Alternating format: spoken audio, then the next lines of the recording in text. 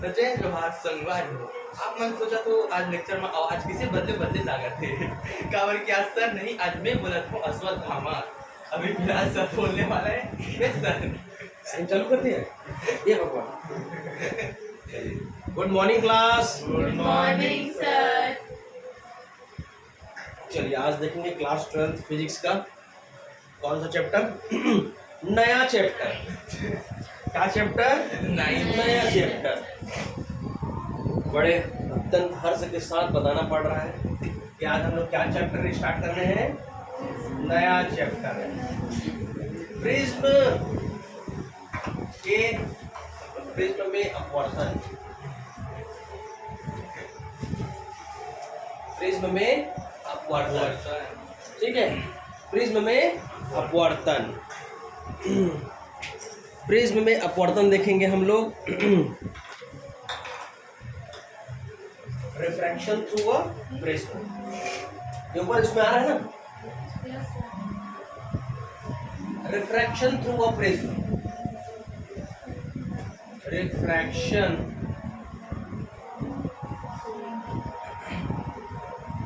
Through a prism. चलिए, बहुत छोटा चैप्टर है। सुबह घर से निकलोगे शाम तक पहुंच जाओगे, ऐसा वाला चैप्टर है, ठीक है। तो सबसे पहले डिस्कस कर लेते हैं क्या क्या टॉपिक है इसमें। यहां तक आ रहे हैं इसमें? आ रहा है। पहले अपन बात करेंगे प्रिज्म का। किसका बात करेंगे? प्रिज्म का। किसकी बात करेंगे? प्रिज्म, ठीक। प्रिज्म क्या होता है, किससे बना होता है, कितने एंगल होते हैं, कितने अपवर्तक पृष्ठ होते हैं, कितने रिफ्लेक्टिंग एंगल्स होते हैं, तो इसके कंपोनेंट के बारे में पढ़ेंगे। पहला पॉइंट है, ठीक है। सेकंड जो होगा हमारा, प्रिज्म के बाद आता है, प्रिज्म के बाद आता है प्रिज्म में, प्रिज्म के अपवर्तक, प्रिज्म में अपवर्तन, प्रिज्म में अपवर्तन है ना। रिफ्रैक्शन देखेंगे हम लोग, रिफ्रैक्शन देखेंगे इसमें प्रिज्म में, ठीक है। इसके बाद देखेंगे नंबर थर्ड, मिनिमम डेविएशन है ना, विचलन कोण देखेंगे। क्या देखेंगे? विचलन, विचलन कोण। क्या देखेंगे? विचलन कोण। इसको बोलते हैं डेविएशन एंगल। क्या बोलते हैं इसको? Deviation angle. नंबर 4, इसके बाद देखिए न्यूनतम। क्या बोल के आना, उसको थोड़ा आवाज कम करें, थोड़ा सा आवाज कम करने बोलना उसको।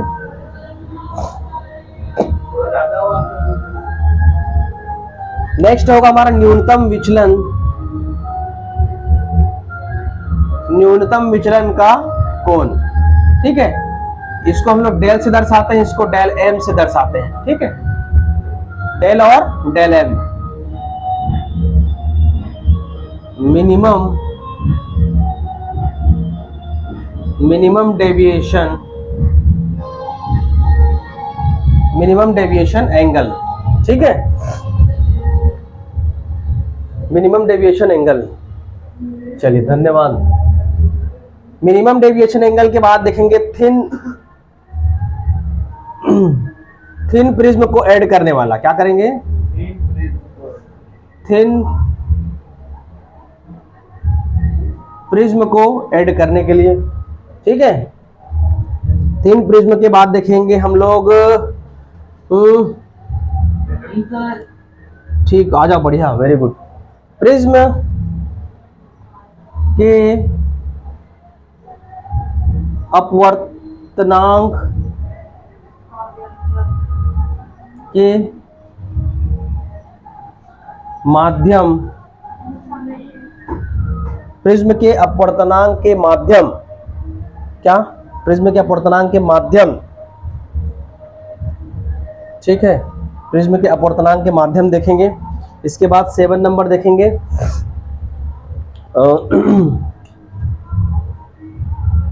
वर्ण विक्षेपन, क्या देखेंगे? वर्ण विक्षेपन। वर्ण विक्षेपन देखेंगे, क्या देखेंगे? वर्ण विक्षेपन। वर्ण विक्षेपन के बाद हम लोग देखेंगे कोणीय वर्ण विक्षेपन। क्या देखेंगे? कोणीय वर्ण विक्षेपन। क्या देखेंगे? कोणीय वर्ण विक्षेपन। कोणीय वर्ण विक्षेपन। कोणीय वर्ण विक्षेपन के बाद देखेंगे वर्ण विक्षेपन क्षमता। क्या देखेंगे? वर्ण विक्षेपन क्षमता। क्या देखेंगे? वर्ण विक्षेपन क्षमता। ठीक है। इसके बाद क्या है? वर्ण विक्षेपन क्षमता के बाद दो और है ना, दो इंद्रधनुष वाला होगा ना अभी, तो अभी कहाँ?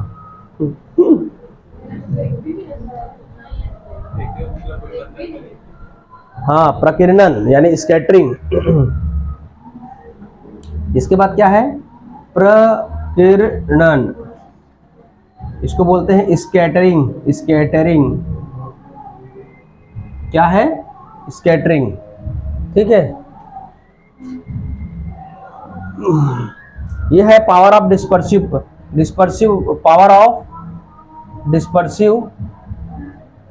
डिस्पर्शन बोलते हैं, डिस्पर्शन है ना, एंगुलर डिस्पर्शन। ठीक है, इसको क्या बोलते हैं? डिस्पर्शन। और लास्ट टॉपिक है इंद्रधनुष, रेनबो। रेनबो क्या है? रेनबो यानी इंद्रधनुष। इंद्रधनुष। ठीक, इतना टॉपिक देखना है। ठीक, तो 1 2 3 तो अभी खत्म कर देता हूं। ठीक है, यहां तक क्लियर हुआ? प्रिज्म देखेंगे, प्रिज्म के अपवर्तन देखेंगे। ठीक है, विचलन कोण देखेंगे, न्यूनतम विचलन कोण देखेंगे, थिन प्रिज्म देखेंगे, प्रिज्म के अपवर्तनांक के माध्यम में देखेंगे। इसमें बहुत बढ़िया है, ये छोटा मोटा नहीं है, बहुत बड़ा है। Sine a plus lambda m upon 2 upon sine a by 2। ठीक है, छोटा मोटा नहीं है। इसके बाद डिस्पर्शन है ना, उसके पावर ऑफ डिस्पर्शन और स्कैटरिंग। स्कैटरिंग भी बहुत जबरदस्त टॉपिक है। जैसे आसमान का नीला क्यों दिखाई देता है ना? आसमान का नीला दिखाई देना किसका कारण से होता है? प्रकीर्णन के कारण होता है। किसके कारण होता है? प्रकीर्णन। या सूर्योदय या सूर्यास्त के समय सूर्य का लाल दिखाई देना, ये किसके कारण होता है? प्रकीर्णन के कारण। तुम लोग काहे हंस रहे हो रे? बोलना, बता। चलिए मिटाएं इसके।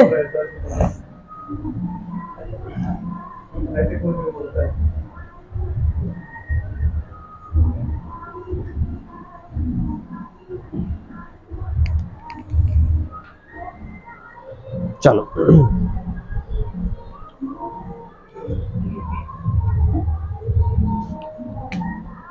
स्टार्ट करते हैं हम लोग प्रिज्म। ध्यान से देखिएगा, प्रिज्म। पहली बात तो प्रिज्म जो होता है समांगी पदार्थ। समांगी क्या होता है? ये समांगी, समांगी होता है और पारदर्शी होता है। पारदर्शी होता है, यानी इसको बोलते हैं होमोजीनियस। Homogeneous and transparent.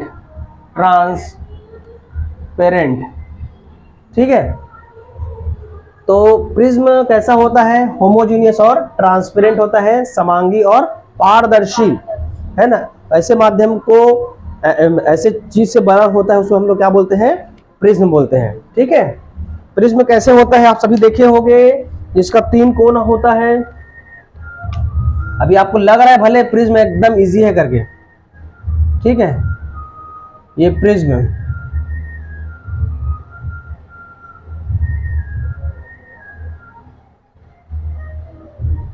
ये बन गया क्या हमारा प्रिज्म। प्रिज्म में दो सरफेस होते हैं। कितने सरफेस होते हैं? ये पहला वाला सरफेस है ना, इसको बोलते हैं अपवर्तक पृष्ठ। क्या बोलते हैं इसको?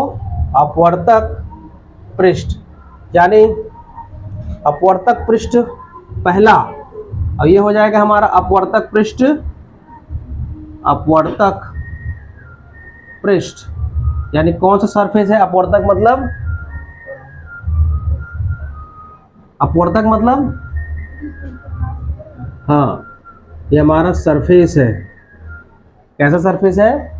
रिफ्रैक्टिंग सरफेस है। कैसा है? रिफ्रैक्टिंग सरफेस है। ये वाला जो दिख रहा है वाला, ये वाला, ये एंगल है। ये क्या है? एंगल है। एंगल ऑफ प्रिज्म बोलते हैं इसको। क्या बोलते हैं? Angle of prism. क्या बोलते हैं इसको? एंगल ऑफ प्रिज्म, यानी प्रिज्म का कोण है। क्या है ये? प्रिज्म का कोण है, जिसको हम लोग ए से दर्शाते हैं। किसे दर्शाते हैं? ए से। ठीक है। अब ये जो नीचे में दिख रहा है एकदम साफ सुथरा वाला आदमी, इसको बोलते हैं बेस। ये क्या है? बेस, यानी ये क्या है? प्रिज्म का आधार है। प्रिज्म का क्या है? आधार है। प्रिज्म का क्या है? आधार। यहां तक डन?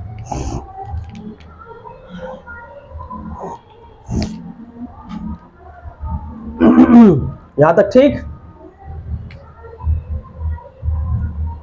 देखो कई बार ना बेस को ना पहचान नहीं आता है, तो इसको ना थोड़ा खुरदुरा कर दिया जाता है। क्या कर दिया जाता है? खुरदुरा कर दिया जाता है। तो जैसे खुरदुरा नीचे में है, तो आप देख सकते हो प्रिज्म कैसे बनता है, कितने सरफेस होते हैं उसके। आप देखोगे तो सामने वाला भाग ट्रायंगल का होता है, पीछे वाला भाग भी क्या होता है? ट्रायंगल, यानी त्रिभुज के आकार का होता है। सामने वाला भाग त्रिभुज, पीछे वाला भाग त्रिभुज, और उन दोनों को अगल बगल, ऐसे गांव साइड बारिश होता है तो तिरपाल लगा दो, अगल बगल तिरपाल लगा दिए, मतलब क्या हो गया? वो अपवर्तक पृष्ठ, रिफ्रैक्टिंग सरफेस। क्या है वो? रिफ्रैक्टिंग सरफेस है। ठीक है। तो वो क्या करता है? प्लेन होता है। कैसा होता है? समतल होता है। कैसा होता है? समतल होता है। सामने त्रिभुज, पीछे त्रिभुज, और नीचे क्या होता है? सामने पीछे नीचे क्या होता है? रेक्टेंगुलर होता है, यानी आयत के जैसा होता है। ठीक है। कैसा होता है? आयत के जैसा हो सकता है, वर्ग के जैसा हो सकता है। यहां तक क्लियर हुआ? तो प्रिज्म के कितने सरफेस हो गए? 1 2 3 4 और 5। ठीक है। 1 2 3 4 5। ठीक है। बस इतना ही है इसमें। इसको बस ध्यान रखे रहना। ऊपर वाला बस क्या बोलेंगे? बेस के ऊपर क्या होता है? Angle of prism. प्रिज्म का एंगल कहा जाता है।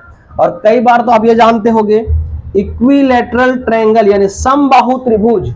समबाहु त्रिभुज यदि ये 60 का है, तो आराम से ये भी 60 का है, और ये भी क्या होता है? 60 का होता है। हम ये जानते हैं कि समबाहु त्रिभुज इक्विलैटरल ट्रायंगल में कितना होता है?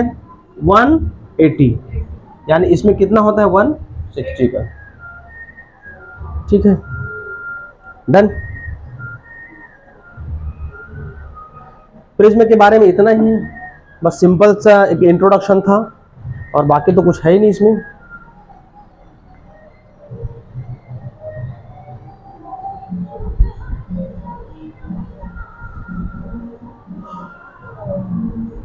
मुंडी को कोर बोल दिया है बस। ये जो निकला हुआ है ना, ये इसको कोर कह दिए हैं। कोर, अपवर्तक कोर है ये। कोर ऐसे ऊपर निकला हुआ है बस। चलिए, अब जो नेक्स्ट टॉपिक है हमारा, that is the most important चीज है, प्रिज्म में अपवर्तन। क्या देखेंगे हम लोग अब? प्रिज्म में अपवर्तन।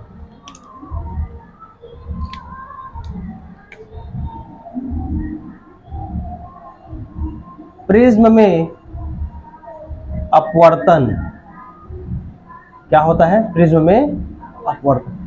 सबका इंक खत्म हो रहा है, डालना पड़ेगा।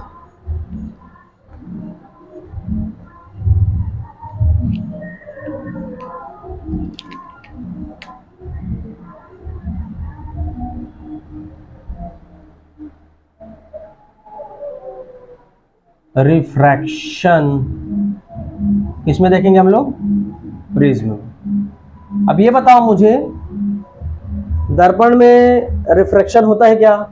मिरर में रिफ्रैक्शन होता है क्या? लेंस में रिफ्रैक्शन होता है क्या? ग्लास स्लैब में रिफ्रैक्शन होता है क्या? ग्लास स्लैब कांच के आयताकार टुकड़ा में होता है। तो प्रिज्म में होगा कि नहीं होगा? 100% होगा। ठीक है। अब इस चैप्टर में, इस चैप्टर का जो बेस है, इस चैप्टर का जो एकदम बेस कहना चाहिए, कहानी कहना चाहिए, वो आपके प्रिज्म में कैसे अपवर्तन होता है, इस पर पूरा चैप्टर बेस है। ठीक है। इस चैप्टर के बारे में पूरा मैं कहानी एकदम क्लियर कर देता हूं कि प्रिज्म में यदि एक साइड से आप लाइट इंसिडेंट करोगे तो दूसरे साइड से क्या हो जाएगा? लाइट निकलेगा। ठीक है। यहां पर आपका सघन माध्यम और विरल माध्यम का पूरा रोल है, रेयरर मीडियम और डेंसर मीडियम का। ठीक है। तो एक बार शुरुआत में ये चीज क्लियर कर देता हूं। जैसे आपका नॉर्मल है, नॉर्मल से आप इंसिडेंट किए तो आप विरल से यदि सघन में जा रहे हैं, रेयरर से यदि डेंसर में जा रहे हैं, तो वो क्या कर जाएगा? नॉर्मल की ओर झुक जाएगा। ठीक है। अभिलंब की ओर क्या कर जाएगा? झुक जाएगा। जस्ट इसको अपोजिट ले लीजिए। यदि आप डेंसर में है और आपको रेयरर में जाना है, यानी सघन में हो, आपको विरल में जाना है, तो अभिलंब से क्या हो जाएगी? दूर हट जाएगी। इस वाले कॉन्सेप्ट को आप क्लियर रखिएगा। ठीक है। तो थोड़ा सा हम लोग ये जान लेते हैं कि कौन सा एंगल किस पर डिपेंड करेगा। ये जैसे हम लोग एक प्रिज्म बना दिए। ठीक है। ध्यान से देखिएगा। अब यहां से एकदम थोड़ा से टफेस्ट वाला चालू हो जाएगा। एंगल कौन सा हुआ? ए। सबसे पहले क्लियर हुआ एंगल ये। डन। ठीक है। बेस कौन है? ये। अपवर्तक पृष्ठ कौन है? ये। अपवर्तक पृष्ठ कौन है? ये हमारा कौन सा मीडियम है? वायु। ये कैसा मीडियम है? कांच, यानी जी ग्लास। ये क्या है हमारा? एयर। तो ये क्या है हमारा? फिर से वायु, यानी एयर। यहां तक सबको समझ में आया?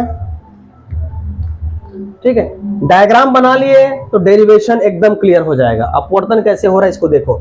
अभी हमको एक फार्मूला देखना है, उसको अच्छे से याद रहना चाहिए। A is equal to R1 plus R2, ये एकदम अच्छे से याद होना चाहिए। दूसरा फार्मूला होता है del plus A is equal to I plus E, इसको एकदम अच्छे से याद रखना है। ठीक है, बात नहीं। A is equal to R1 plus R2, del जो हमारा क्या होता है? विचलन कोण। A जो होता है प्रिज्म का कोण है, I जो होता है इंसिडेंट एंगल, और E जो होता है हमारा इमर्जेंट रे होता है। ठीक है, निर्गत। ठीक है। तो इस चीज को बड़ा ध्यान से समझना। प्रिज्म का आज का जो लेक्चर यदि आप समझ गए, शुरुआत प्रिज्म का रे समझ गए, तो पूरा एकदम इजी, फटफट बना दोगे, एकदम फटफट बना दोगे। ध्यान से समझना। पूरा आपका क्लास 10th का मैथमेटिक्स लगेगा। कौन सा? लाइन वाला जो चैप्टर पढ़े ना, लाइन का, सरफेस का, 180 कैसे घूमता है, रिफ्लेक्स एंगल क्या होता है, एक्यूट एंगल क्या होता है, ऑब्ट्यूस एंगल क्या होता है। ठीक है। तो इस पर बेस है, ध्यान दीजिएगा। जैसे मैं लाइट इंसिडेंट किया इधर से, ठीक, लाइट इंसिडेंट कर दिया, तो ये हो गया हमारा इंसिडेंट रे। क्या हो गया? Incident ray. समझ आया? ये इसको बोलते हैं आपतित किरण। ये क्या हो गया हमारा? आपतित किरण। मेरे ख्याल से इसमें किसी कोई दिक्कत नहीं है। दूसरा काम करेंगे, इंसिडेंट जब भी होता है तो सबसे पहले क्या बनाते हैं जी? क्या बनाते हैं? नॉर्मल, यानी अभिलंब। ये क्या हो गया हमारा? अभिलंब। इसको M नाम दे दो। ठीक है। ये क्या हो जाएगा हमारा? अभिलंब। अभिलंब हमेशा ये वाला जो रे आ रहा है और ये वाला जो रे है, इससे कितने का एंगल बनाएगा? 90। ये बात एकदम क्लियर हो गया। बढ़ जाऊं आगे। एयर में है, किसमें गया? किसमें गया? ग्लास में। तो ग्लास में जाएगा तो ये क्या कर जाएगा? ग्लास में जाएगा तो ये अभिलंब, ये अभिलंब है ना, इसकी ओर क्या हो जाएगा? झुक जाएगा। तो ये क्या हो गया? अभिलंब की ओर झुक गया। अभिलंब की ओर झुक गया। ये देखिए इधर झुक गया। ठीक है। तो ये वाला जो एंगल, ये हमारा इंसिडेंट एंगल I है, ये रिफ्लेक्टेड एंगल क्या हो जाएगा? R1। क्या हो जाएगा? R1। ठीक है। यहां तक क्लियर है? अब इसमें गया ना, इसका भी एक क्या बना दीजिए, अभिलंब बना दीजिए। इसका भी क्या बना दीजिए, अभिलंब बना दीजिए। ये कितने का बनाएगा, 90 आया ना? ठीक है, इसका नाम दे दो S।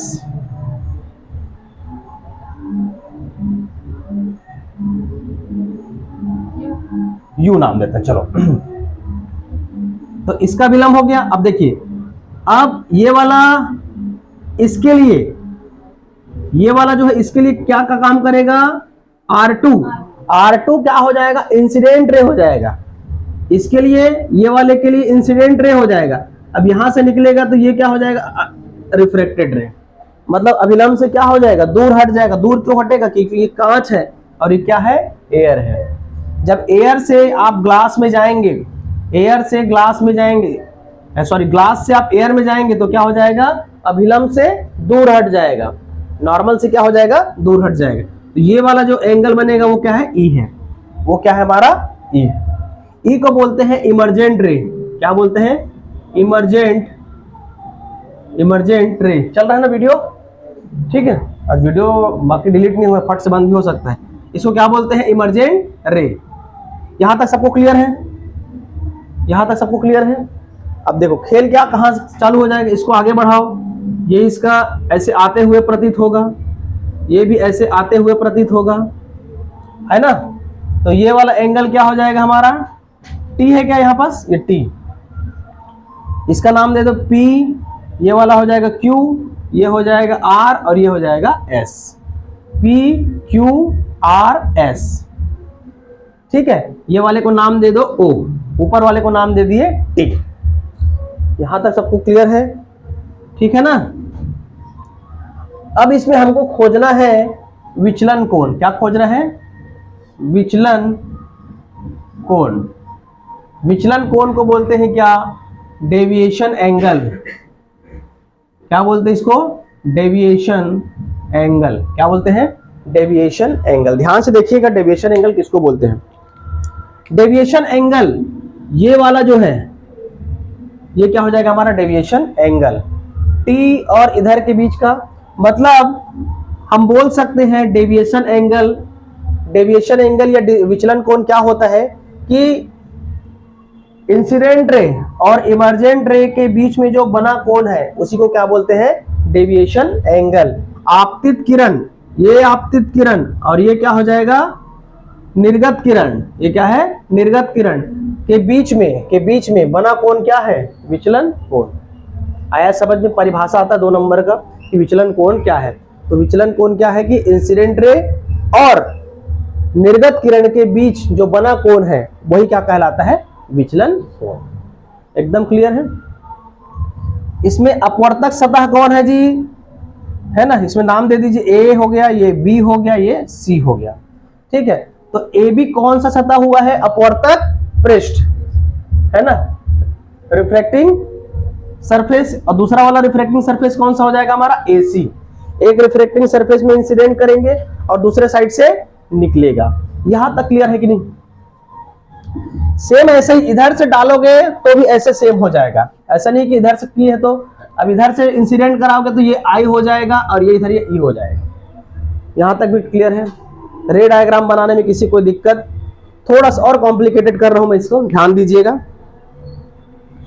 कुछ भी डाउट है पूछ सकते हैं अभी, थोड़ा सा और मैं क्लियर कर रहा हूं आपको। जैसे ये कैंची है, कैंची, ठीक है। एक कैंची क्या होता है, इधर का जो एंगल होता है उतना ही एंगल इतना इधर भी होता है, ऊपर का जो एंगल होता है नीचे का भी एंगल क्या होता है उतना ही होता है। तो ये मान के चलो ये एक कैंची है, एक कैंची का एक वाला हिस्सा है, दूसरा वाला हिस्सा ये क्या है। तो आई जो एंगल है, मेरे को ये वाला एंगल चाहिए जो पॉइंट लगाया हूं, तो ये वाला एंगल क्या हो जाएगा मेरा, बोलो, R नहीं I माइनस क्या हो जाएगा, R1 हो जाएगा। ये छोटा वाला एंगल नहीं पता है जी, पूरे का कितना है I, फिर छोटे वाला का कितना है R, तो ये वाला एंगल निकालूंगा तो क्या हो जाएगा, I माइनस R1।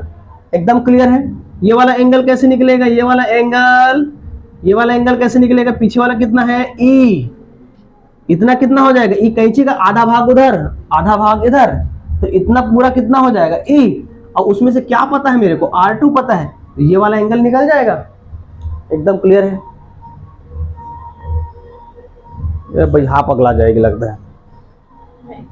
अरे कुछ थोड़ी किए हैं जी, ये कैंची है, इसका आई है, ठीक है, और इसको फिर दो भाग में बांट दिए हैं। इसका मान के चलो R1 है, तो इसको मेरे को निकालना है, तो क्या करूंगा, ये तो पूरा आई है ना, अब ये निकालूंगा तो क्या करूंगा, आई से R1 को घटा दूंगा तो ये निकल जाएगा।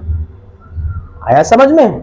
इसी प्रकार ई वाले में है, ई वाले में इधर क्या है, ई है, ई है ना, और इधर क्या है, R2 है, इसको निकालना है तो क्या हो जाएगा, ये कंप्लीट ई हो जाएगा, तो ई माइनस R2, ये ना एंगल निकल जाएगा।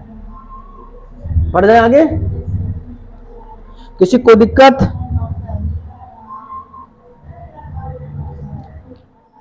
चलिए अब देखते हैं हम लोग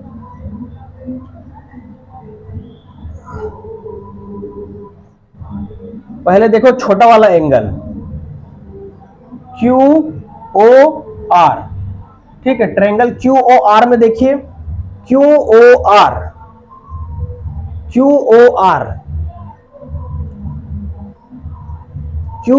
में देखिए क्या हो जाएगा हमारा, R1 प्लस R2 प्लस ये वाला angle QOR is equal to कितना लिख सकता हूं, 180 लिख सकता हूं क्या? त्रिभुज के तीनों कोनों का मान, त्रिभुज के तीनों कोनों का वैल्यू कितना होता है, 180। अरे ये R1 प्लस R2 अपॉन ए प्लस ये क्या हो जाएगा, O मतलब कौन सा एंगल, QOR। ये तीनों एंगल को क्या कर दिया, जोड़ दिया, तो कितना होना चाहिए, 180 होना चाहिए कि नहीं होना चाहिए? तो यहां से मैं QOR की वैल्यू कितना निकाल लिया, 180 माइनस R1 प्लस R2। क्या निकाल लिया मैंने, R1 प्लस R2। यहां तक क्लियर है? अब A इज इक्वल टू क्या निकलेगा, A इज इक्वल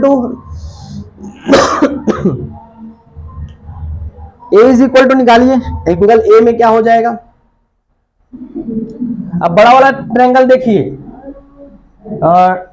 चतुर्भुज में देखिए, ठीक है, AQOR,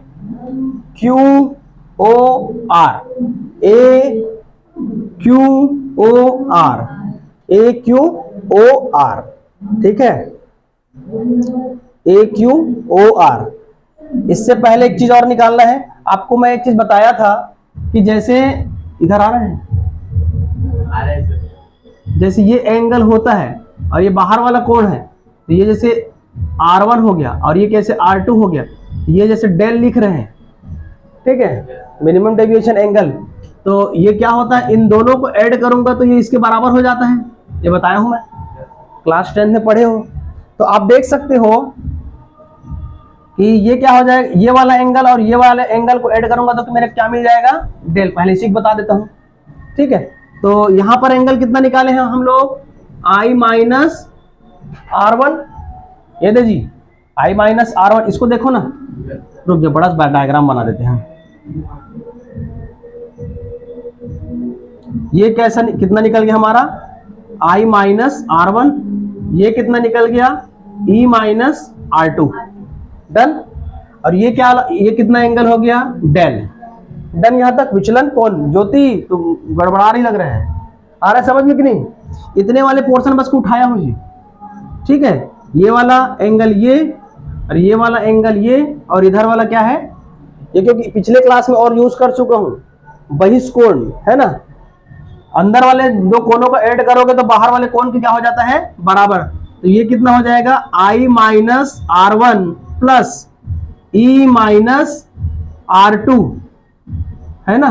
तो ये कितना हो जाएगा, डेल। लिख सकता हूं ऐसा according to your 10th class. तो ये क्या हो जाएगा, देखो I प्लस में आ जाएगा